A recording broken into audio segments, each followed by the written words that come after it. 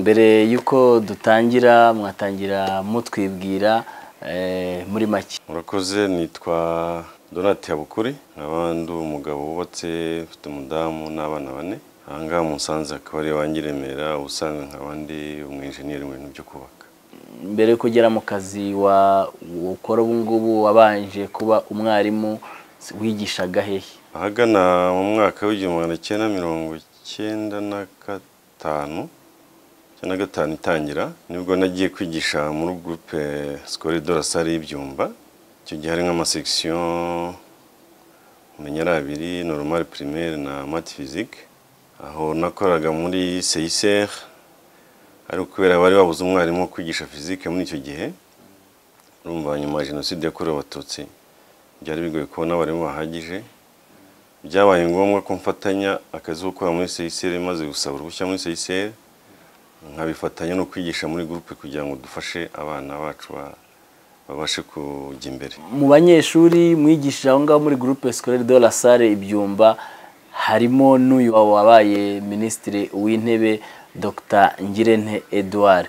Ese mu ishuri wabonaga ari umunyeshuri witwara gute? Dr Ngirente Edouard nibyo koko naramwigishije, yiga mu ishuri y'abanyeshuri barenga 20 n'abangahe 30, ari mu wa 6. Nge rero namwigishaga isomo rya physique. Warumbaje uti waramubona gute? Yari umuhanga kandi yari umuntu witonda, wabonaga ari mukuru. Ikintu ntibagirwa nuko yajyaga yicara inyuma mu ishuri.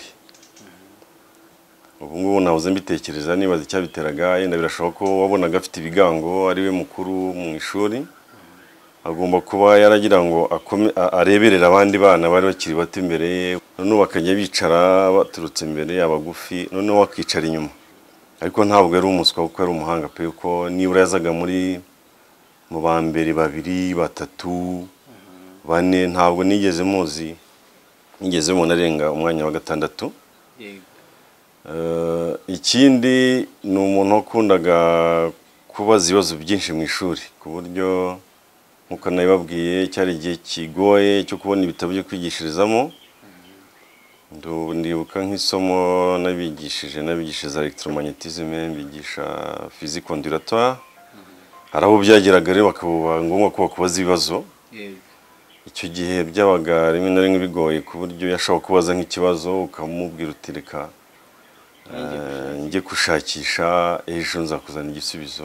Nk'umuntu wabaye umwarimu ukaba warigishije uyu wabaye Minisitiri w'Intebe, urumva umeze gute? Ni ikintu gikomeye cyane, nyeka ko nubwo abarimu bahora bavugwa nk'abantu bahembwa amafaranga make, ubushobozi buke buringaniye, ariko burya abarimu bagira uruhare runini cyane ku kuzamura igihugu. Uribaza nk'ubwo icyo gihe bari babuze umwarimu wa physique, yiga math physique, ari muri 6e, agomba gukora diplome ya humanité. Urumva iyo bakomeza kubura umwarimu wa physique byari ikibazo.